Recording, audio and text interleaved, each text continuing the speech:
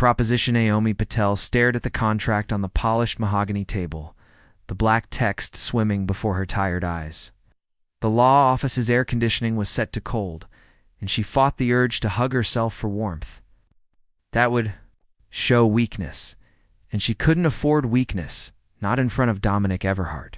"You've read all 14 pages?" Dominic's voice cut through the silence, precise as a surgeon's scalpel. His charcoal suit probably cost more than her annual salary at the education center.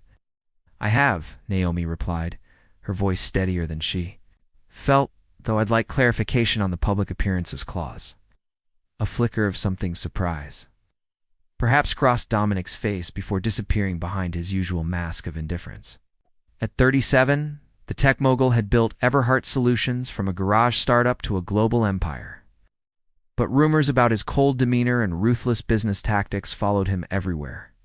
The upcoming IPO could make him one of the richest men in the country if his image didn't torpedo investor confidence first.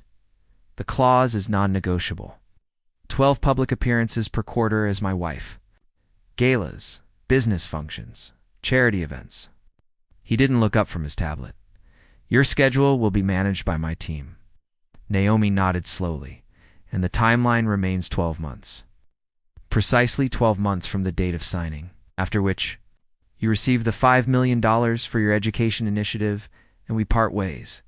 Clean, efficient, mutually beneficial. $5 million. Enough to build the technical training center for underprivileged girls that had been her dream for years. Enough to change thousands of lives. All for pretending to be in love with a man who treated emotions like inconvenient bugs in his programming. "To be clear," she said, maintaining eye contact despite his intimidating presence, "this arrangement remains confidential." "Even from your board?" Dominic's jaw tightened. "Especially from my board. They believe I've been privately dating you for 6 months. As far as they're concerned, this is a genuine relationship." He leaned forward slightly, "which means your performance needs to be convincing." "I understand theater, Mr. Everhart. I minored in it before switching to education policy." The corner of his mouth twitched almost a smile, but not quite. "That explains why Rajiv recommended you. My coup seems to think you're the perfect candidate." Rajiv was her cousin's husband's brother, tenuous connection. But apparently enough for her name to come up when Dominic started searching for a temporary wife. Someone with no social media presence, no scandals, and desperate enough for money to keep her mouth shut. "Shall we proceed?" Dominic slid the contract toward her with a platinum pen. Naomi took a deep breath. 1 year of her life for the future. Of countless girls. 1 year pretending to love a man who seemed incapable of the emotion. "One more thing," she said, her hand hovering over the contract. "I'd like to add a clause of my own." Dominic's eyebrows rose fractionally. "You're not in a position to negotiate, Ms. Patel. I understand that, but this isn't about money." She squared her shoulders. "I want a clause stating that you will never attempt to control my interactions with others, my personal opinions, or my activities outside of our public appearances." For a long moment, he simply stared at her, his steel gray eyes calculating. "Fine," he finally said. "I'll have the lawyers add it now. Shall we stop wasting time?" Naomi picked up the pen, its weight suddenly seeming to contain her entire future. With a steady hand, she signed her name on each flagged page. "Congratulations, Miss Patel," Dominic said without emotion. "It seems we're getting married next weekend." Parallel lines. The first month of living in Dominic Everhart's penthouse felt like inhabiting a museum after hours. Every surface gleamed with cold perfection glass, chrome, and white marble stretching across 7,000 square feet of Manhattan skyline. Views. Naomi's few belongings looked out of place, like colorful intruders in a monochromatic fortress. She rarely saw her husband. Dominic left before dawn and returned well after midnight most days. Their interactions were limited to brief, awkward exchanges about upcoming appearances or logistical matters. He had given her a black credit card with instructions to dress appropriately for events, which she used sparingly and only when necessary. Their first public appearance came 3 weeks after the courthouse ceremony that had been attended only by his lawyer and her friend Prisha as witnesses. The Technological Innovation Gala was a sea of designer gowns and tech billionaires congratulating each other on changing the world through apps and algorithms. "Smile," Dominic murmured as cameras flashed. His arm around her waist was firm, but impersonal, like a mannequin positioned by a window dresser. Naomi smiled, not the practiced pageant smile she imagined he expected, but her real one, slightly crooked and warm. She felt him glance down at her in surprise. "Mrs. Everhart." "How did you and Dominic meet?" called out a reporter. Before Dominic could answer with their rehearsed story about meeting at a charity function, Naomi stepped slightly forward. "He was giving a lecture at Columbia about ethical AI development. I asked a question that challenged his premise, and instead of dismissing me, he invited me to continue the discussion over coffee." She looked up at him with convincing admiration. "I think that's when I knew he wasn't like other tech executives. He actually listens." Dominic's face remained impassive, but she felt his hand tighten slightly on her waist. Whether in warning or appreciation, she couldn't tell. Later that night, as they rode the elevator up to the penthouse in silence, he finally spoke. "Was an ... interesting embellishment to our story." Naomi shrugged. "People believe what they want to believe." Act genius. With a heart of gold who fell for the passionate educator. "Psst, it's the perfect narrative." "I don't have a heart of gold," he said flatly. "I'm aware." She stepped out of the elevator as the doors opened. But the public doesn't need to know that. The following week, Naomi began making subtle changes to her living space. She converted the unused second study into a small reading room, bringing in colorful cushions, a vintage rug, and bookshelves filled with her favorite novels and education texts. She played soft classical music in the mornings as she prepared her own breakfast. She brought home fresh flowers every few days. Dominic said nothing about these changes, though she occasionally caught him pausing in the doorway of her reading room, his expression unreadable. 6 weeks into their arrangement, Naomi was curled up on her window seat reading when Dominic arrived home earlier than usual. He stood in the living room, looking strangely lost in his own home. "Have you eaten?" she asked, without looking up from her book. "No. I made extra curry. It's in the blue container in the fridge." He didn't move. "You cook?" "Most humans do," she replied, finally glancing up. "It's generally how we sustain ourselves." Something that might have been amusement flickered across his face. "I usually order in, I've noticed. The trash is full of expensive takeout containers." Dominic hesitated, then walked to the kitchen. Naomi returned to her book, not expecting further interaction. But 20 minutes later, he appeared in the doorway of her reading room, holding a glass of wine.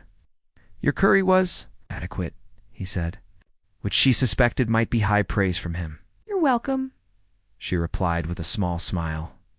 He lingered, seeming to want to say more, then nodded curtly and disappeared down the hallway to his bedroom. The following morning, Naomi found a brand new top-of-the-line espresso machine on the kitchen counter with a post-it note, "For your coffee." The previous model was inefficient. It was the first unsolicited gift he'd given her, and though it came wrapped in practicality, she recognized it for what it was, a small acknowledgement of her presence in his life. As the weeks turned into months, the parallel lines of their separate lives began to show the first, almost imperceptible signs of bending toward each other. Variable constants by the 4th month of their arrangement, a strange rhythm had developed. Dominic still worked punishing hours, but he now arrived home by 9 p.m. 3 nights a week. On those evenings, they ate dinner together, sometimes takeout, sometimes Naomi's cooking. Their conversations remained superficial, centered around upcoming events or current affairs. But the silences between them had grown comfortable rather than tense. On a rainy Tuesday evening, Dominic returned home drenched and scowling. His autonomous vehicle had malfunctioned. Forcing him to walk the last 6 blocks in a downpour, Naomi suppressed a smile at the sight of the usually immaculate Billionaire dripping onto his imported marble floors, his custom suit plastered too. "His body, don't," he warned, catching her expression. "I didn't say anything," she replied innocently, disappearing into the bathroom. She returned with a fluffy towel, which she handed to him without comment. He accepted it with a grunt that might have been gratitude. As he dried his hair, She noticed for the first time how the severity of his features softened when they weren't perfectly composed. There was something almost human about him, with his dark hair falling across his forehead, his guard momentarily lowered. "The Peterson account is giving me trouble," he said unexpectedly as they ate dinner later. He'd never discussed business with her before. Naomi set down her fork. "The educational software platform?" He looked surprised that she knew about it. "Yes. The interface isn't intuitive enough for the average teacher. Most educational software is designed by engineers who've never spent a day teaching," Naomi replied. "They create systems that make sense to other engineers." Dominic studied her for a moment. "You have experience with this?" "I've implemented various platforms at our centers. The best ones are those designed with teacher input from day one." She tilted her head. "Your engineers should spend a week in actual classrooms before writing another line of code." He considered this, then nodded slowly. "That's not a terrible idea." The next day, Dominic came home with a surprising announcement. "I've arranged for our lead developers to shadow teachers at various schools for 2 weeks. He set his laptop on the counter. "I told the board it was my wife's suggestion." Naomi nearly dropped the mug she was holding. "You credited me? It was your idea," he said matter-of-factly. "I don't take credit for others' work." A week later, Naomi was volunteering at her old education center when she looked up to find Dominic standing in the doorway, observing her class of teenage girls learning coding basics. "What are you doing here?" she asked when the class ended. Students filing out with curious glances at the imposing man in the expensive suit. "Research," he replied simply. He gestured around the modest classroom with its outdated computers. "This is what you're planning to upgrade with the money? Part of it?" She began erasing the whiteboard. "The rest goes to building a new center in Queens." He moved closer, taking the eraser from her hand and reaching the higher portions she couldn't reach. "You could do more with additional funding. We'll manage with what we have." She took the eraser back, their fingers brushing briefly. "Everything requires millions to make an impact." That evening, as they attended a charity gala, Dominic kept her closer than usual, his hand frequently finding the small of her back. When they encountered a rival tech CEO who made a condescending remark about hobby charities, Dominic's response was unexpectedly sharp. "My wife's educational initiatives have shown better returns on investment than your last 3 products combined, Harrison. Perhaps you should consider her a consultant before your board forces another restructuring." In the car afterward, Naomi studied his profile in the darkness. "You didn't need to defend me." He was being factually incorrect. "I dislike inaccuracy." But there was a tension in his jaw that suggested something more personal. The following weekend, Naomi declined attending a business dinner with Dominic, explaining she had promised to help her friend Prisha move apartments.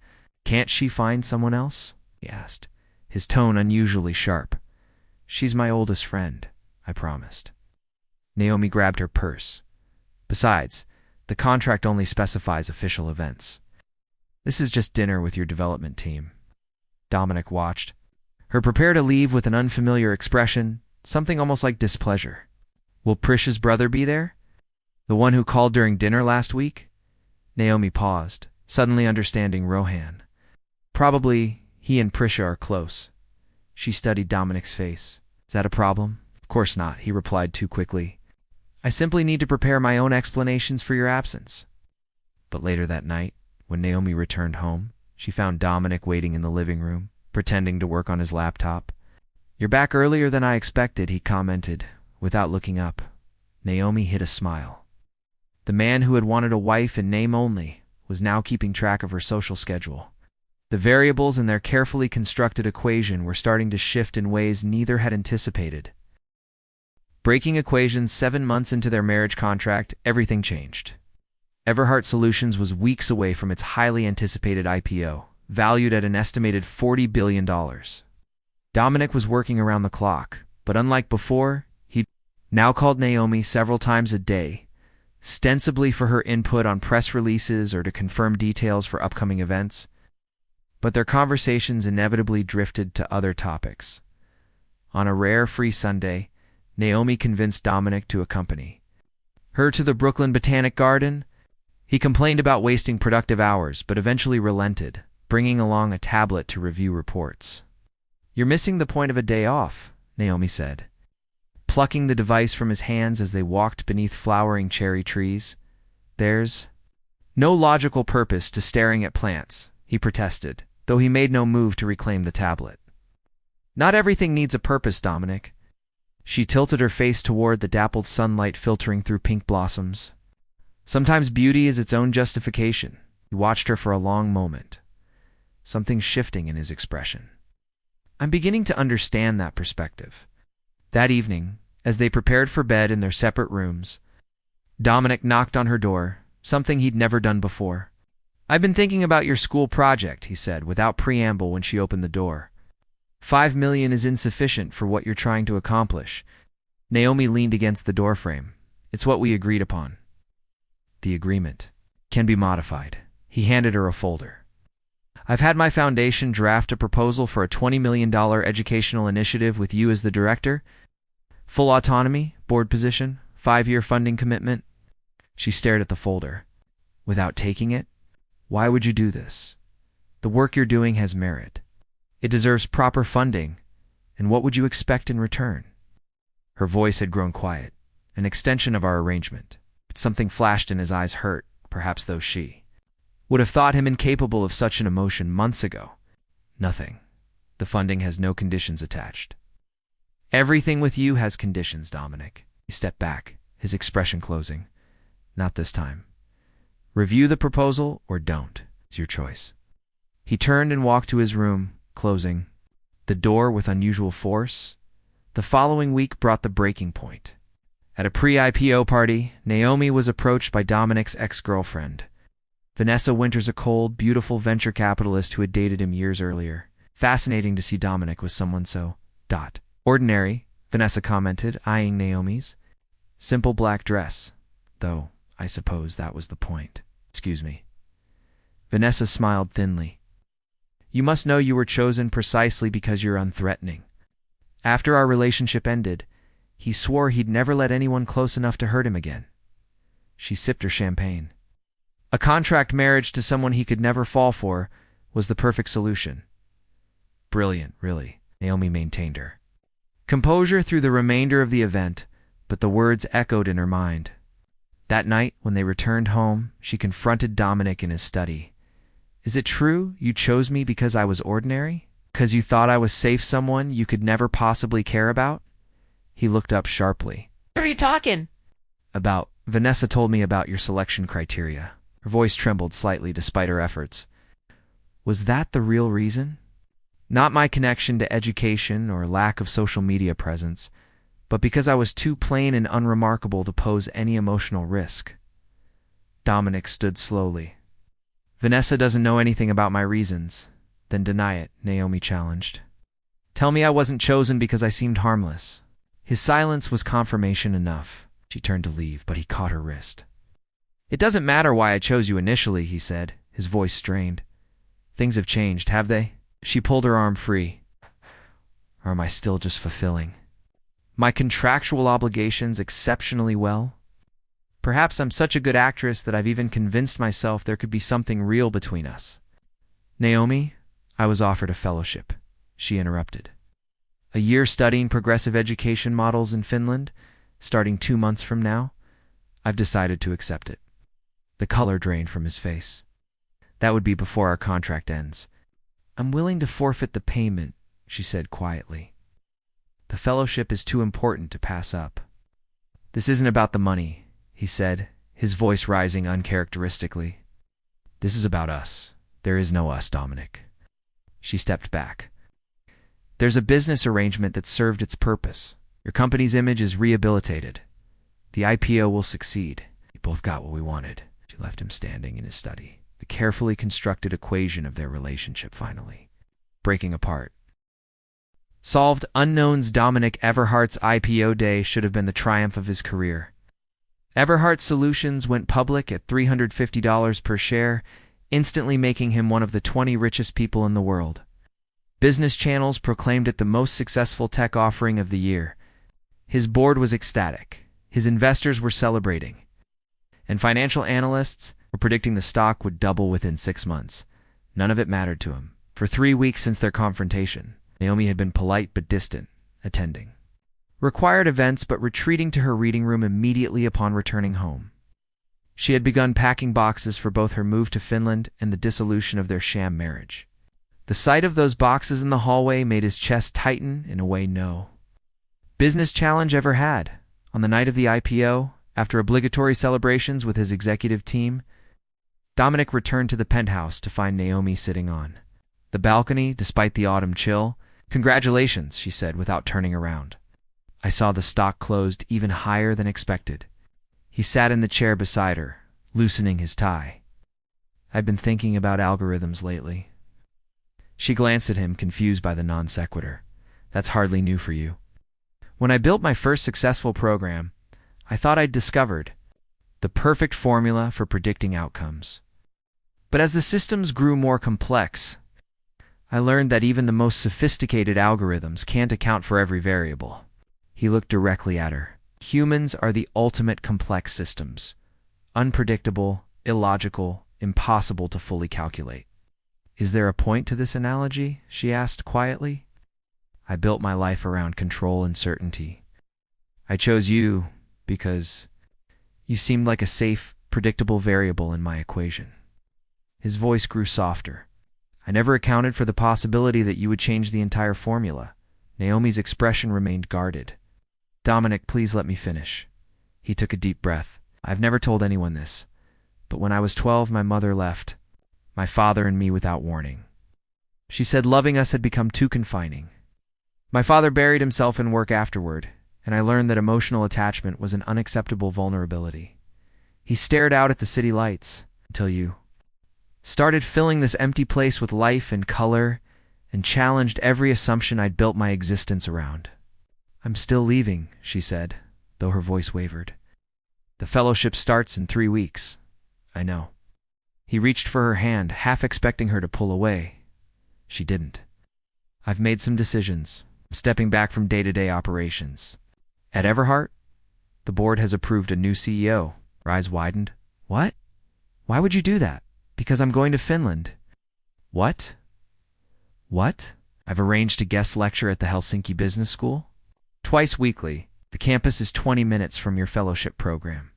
He held her gaze steadily. "I'm not asking you to give up your opportunity. I'm asking for the chance to build something real with you without contracts or obligations." And Naomi stared at him, searching his face for any sign of manipulation or calculation. Finding none, she whispered, "What happens if it doesn't work? If we discover there's nothing between us without the arrangement, then we'll know we tried." "But Naomi," he moved closer, "I think we both know that's not what we're afraid of." "What are we afraid of then?" she challenged. "That it will work. That all the barriers I built and all the independence you value will be forever changed by whatever this is between us." He reached up to touch her cheek. "I've spent my life avoiding emotional variables. You've spent yours fighting for autonomy. Perhaps we're both terrified of the same thing, that we've found something worth risking. Everything for." Tears filled her eyes. "I never meant to fall in love with the man who bought himself a wife. I never expected to find my heart through a business contract." For the first time in her memory, Dominic smiled, fully the expression transforming his face from handsome to breathtaking. "Though I suppose, as an economist would say, it was a highly efficient outcome." She laughed through her tears, and he pulled her close, kissing her with the pent-up emotion of months of restraint. 3 weeks later, they boarded a private plane to Helsinki, not as contractor and client, but as partners stepping into an uncharted equation, one where the variables were unknown, but the potential was infinite. The marriage that had begun on paper had transformed into something neither could have calculated, a love built on respect, challenge, and the courage to rewrite their carefully planned formulas into something beautifully, perfectly unsolved.